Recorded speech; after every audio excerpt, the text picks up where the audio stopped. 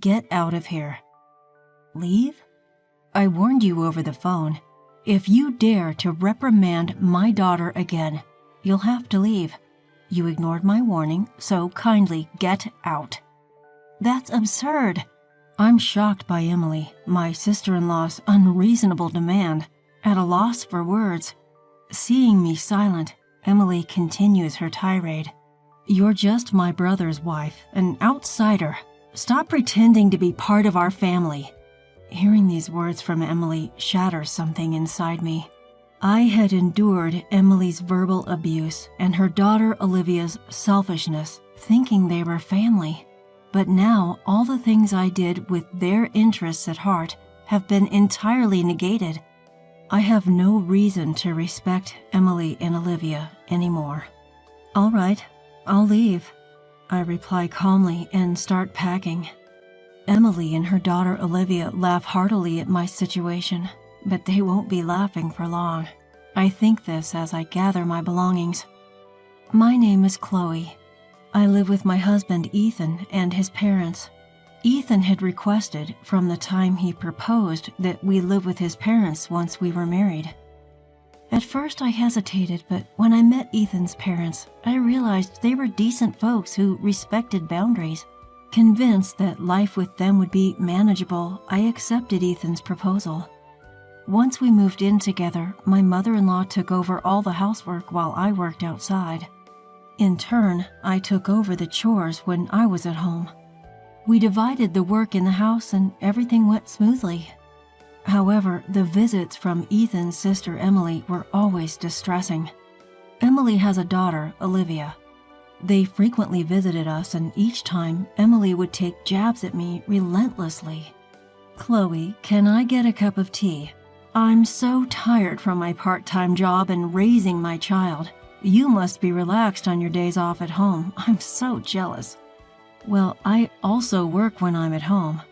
"Oh, the work you do at home is insignificant. I go out to work every day and have a leadership position. Don't compare yourself with me." When it was time for Olivia to find a job, Emily often came over to complain about why Olivia couldn't find one. "Olivia is excellent, just like me. The recruiters who reject her must be blind." Maybe she could broaden her job search? Whenever I tried to give advice, Emily would lash out furiously. "What?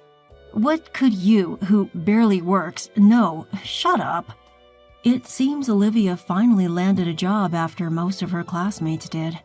Olivia and Emily came over to report the good news to my mother-in-law. "Granny, I've got a job. Look." Olivia proudly shows off her job offer letter to my mother-in-law, who smiles contentedly. "Well done, Olivia." "Yeah, I didn't expect to get into such a large company in the end. The interviewer was kind from the start." Next to Olivia, Emily grins broadly. "This company is a subsidiary of the company I work part-time for. My name might be known even in the parent company since I've been around a while." "So, I got the job thanks to Mom, huh?" "It could be. The interviewer saw your name, recognized you as my daughter, and probably had a good impression. Come April, Olivia was to attend a month-long training program for new employees. The training location was only a few minutes away from the home where my in-laws and I lived. Emily, knowing this, called my mother-in-law. "Mom, I want Olivia to commute from your house during her training. The training place is over an hour away from our home." "We have a spare room and I don't mind at all. Let me just check with Chloe." "Do you need to ask Chloe?" "Well, but..." "That's your house, right? Chloe is just living there. She won't complain." Thanks to Emily's insistence, I only found out that Olivia would be living with us for a month after everything had been decided. I was a bit puzzled, but there was no reason to oppose Olivia living there. I warmly welcomed Olivia, and our shared life began. Once the training began, Olivia was late 1 out of every 3 days, despite the training location being just a stone's throw away. It seemed that her habit of waking up at a fixed time every morning had completely disappeared due to her relaxed student life. "Grandma, why didn't you wake me up?" I called you many times. If I don't make it in time, calling me doesn't mean anything. Forget it. I'm taking the morning off today. Please call the company and tell them I'm taking half a day off due to poor health. Olivia, you're an adult now. You should be doing such things yourself. If I say I'm too sick to even make a phone call, it'll be more believable. Just do as I say. Taking advantage of my mother-in-law's soft spot for her granddaughter, Olivia had become completely spoiled. Even when she came home from training, Olivia wouldn't do anything for herself. Grandma, I'm tired. Is dinner ready? Welcome back, Olivia. I'm about to make it. What? You're just starting now? Why didn't you have it ready by the time I got home? I'm tired and I want to eat right away. You're so thoughtless. I'm sorry. I'll have it ready soon. Seeing my mother-in-law being pushed around by Olivia, who was probably tired from her first job, I couldn't stand it, and I spoke up. Listen, Olivia, having a warm meal waiting for you when you come home isn't something to be taken for granted. Why don't you show some appreciation to Grandma? Why do I have to listen to you, Chloe? You're not even family. Stay out of it. Not family? I married Ethan, so I am part of your family, Olivia. Family? Mom said, Chloe is my brother's wife, so she's an outsider. Then let me tell you, as a senior member of the workforce, Olivia, that you should take more responsibility for yourself. Waking up on time to avoid being late is a basic rule of being an adult. A senior in the workforce. Chloe, you're not even going to work every day. Wait till you're actually working hard like me or Mom before you start acting all high and mighty. Olivia seemed to completely ignore what I was saying. Then one day, when I returned home from work, I could hear Olivia's loud voice coming from the living room. What do you mean you're going out? It's unacceptable that there's no dinner when I come home exhausted. I'm sorry, but we're looking forward to our theater outing that day. Your theater outings are just fun and games. I have work. You need to cancel it. Apparently, my in-laws had informed Olivia that they were going to the theater next week and wouldn't be able to cook dinner, and this had infuriated her. I was well aware that my mother-in-law had been looking forward to this day at the theater for quite some time.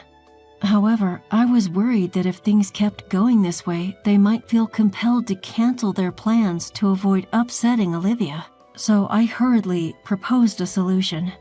Since you've been looking forward to this, you should go. I'll take care of Olivia's dinner that day. My in-laws seemed thrilled by my suggestion, but they quickly began to worry. But isn't that a work day for you, Chloe? Are you sure it'll be all right? Yes, if I arrange things now, I think I can get home early. So don't worry and have a good time. On the day of the theater outing, I left work early to come home. My in-laws happily left for their event. After seeing them off, I did some shopping for dinner and waited for Olivia's return. As always, as soon as Olivia came home, she lay down on the couch and waited for dinner. Oh, I'm hungry. Chloe, hurry up and get cooking. Olivia, let's cook together today. At my words, Olivia jumped up from the couch. What? What do I have to do? Isn't it natural to cook your own food? No way. I've been at work. I'm not doing housework when I'm tired. I've been working too. I've got the ingredients. Can't you just help me out? You, Chloe, can come home whenever you want from your easy job, and me, who has to go at a set time every day, are not the same. Just hurry up and make it by yourself. The fact that I was able to come home early today was a result of painstakingly adjusting my work schedule. But I doubted that Olivia would understand that. Swallowing my anger, I calmly tried to reason with her. Listen, Olivia, I'm not asking you to help me because I find it bothersome to cook alone. I want you to understand what it means to be a responsible adult. What? I don't need your interference. After letting the grandparents go out without asking me, you're giving me a lecture, which is super annoying. Olivia then stood up, visibly irritated, and started dialing on her phone. Mom, Listen to this. Chloe keeps nagging me and she won't even cook dinner. She unloaded her complaints about me to her mother, Emily. Once she had said her piece, she handed me the phone with a triumphant smile. Mom wants to talk to you, Chloe. As I took the phone, Emily shouted at me angrily. Listen here, who do you think you are? Talking to my daughter like that as my son's wife? If you continue to cause problems for my daughter, I'm going to ask you to leave that house.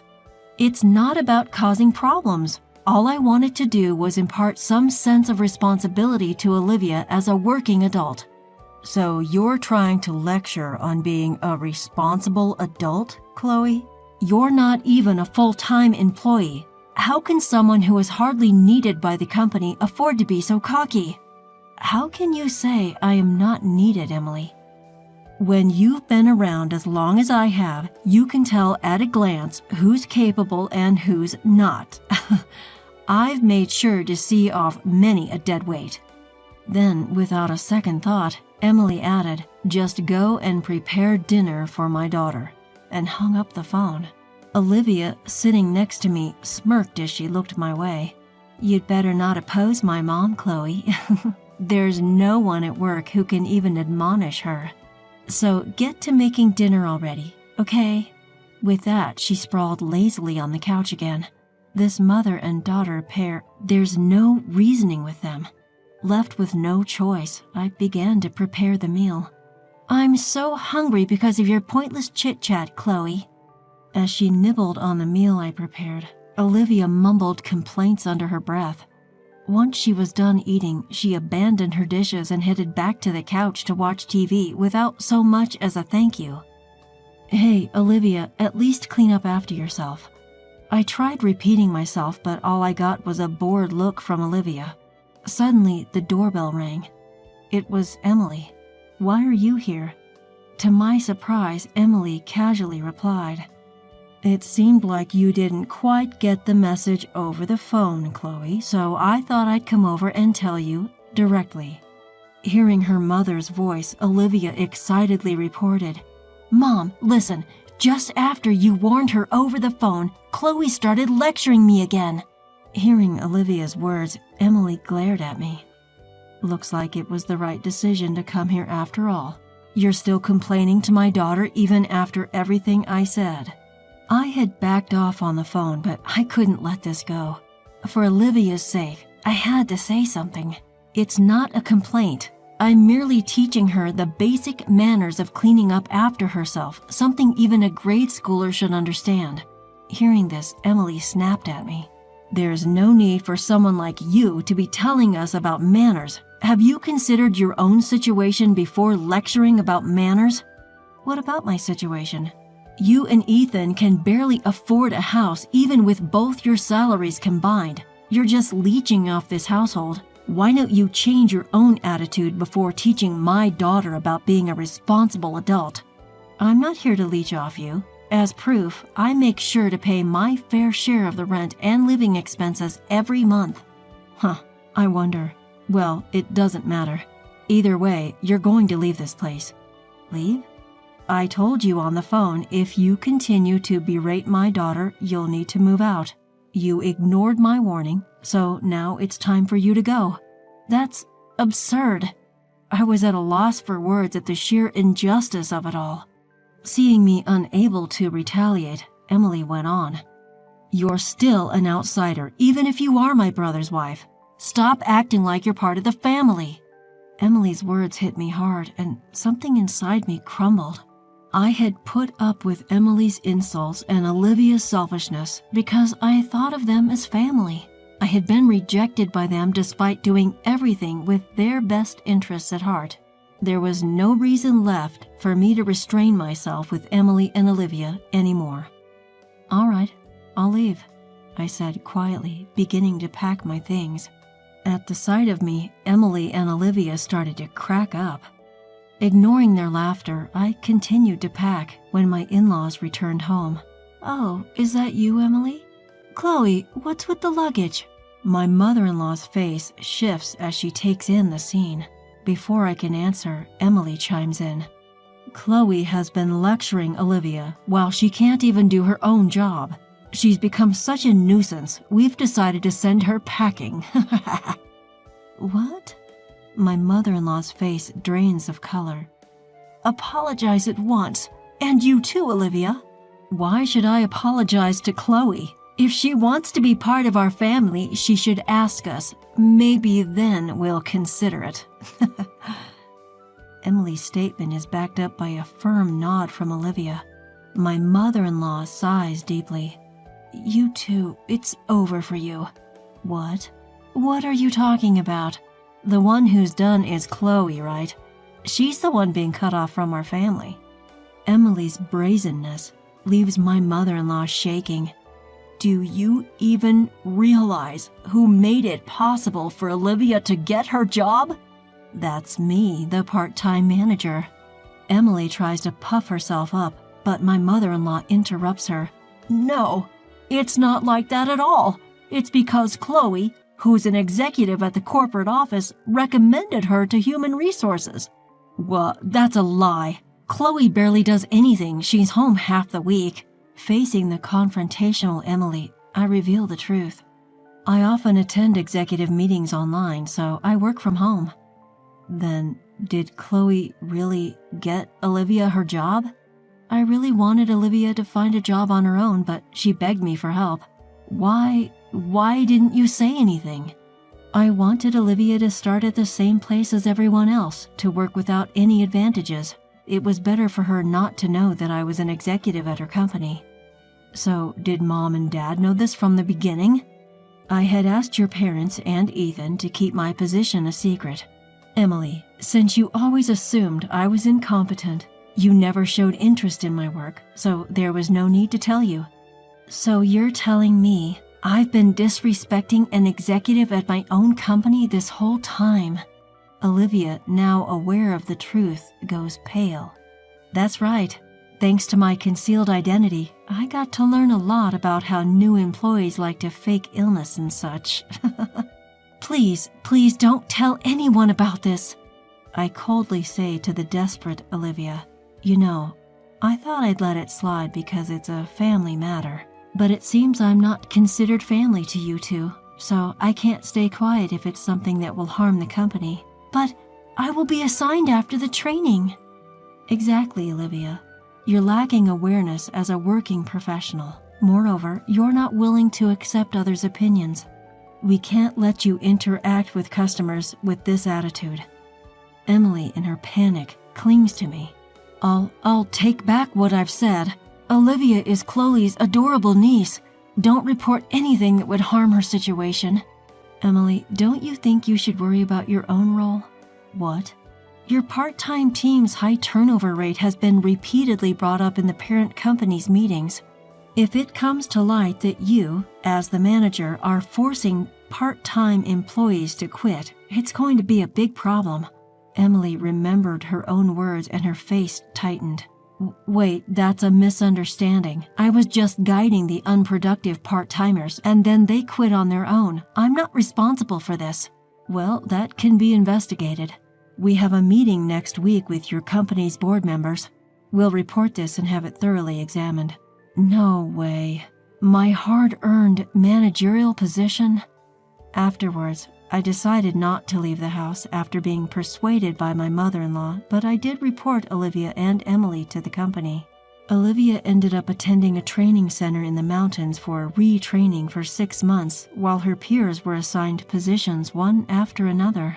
It seems she was thoroughly drilled on the basics of being a professional. Emily's workplace underwent an audit at my direction. With complaints from other employees and testimonies from those she had forced to resign, it was found that Emily was using her position of authority to cause a lot of stress to those around her. As a result, Emily was fired. Emily seems to have started a new job to cover her living expenses. However, since she's only ever worked at one place before, she's having a hard time getting the hang of her new job. Despite this, she still acts high and mighty and seems to be on the verge of getting fired from her new job as well. At this rate, her life will likely continue to be difficult. On the other hand, I continue to live peacefully, sharing household chores with my in-laws as usual. This incident seemed to have taken quite a toll on my mother-in-law. Chloe, I'm sorry. Because I've spoiled Olivia and Emily, I made you go through such unpleasant experiences. No, it's fine. I was happy that you stood up for me. Having had a good talk with my in-laws, I feel that our bond is even stronger than before. Even though my sister-in-law turned out to be a challenge, I look forward to continuing to live with my mother-in-law, maintaining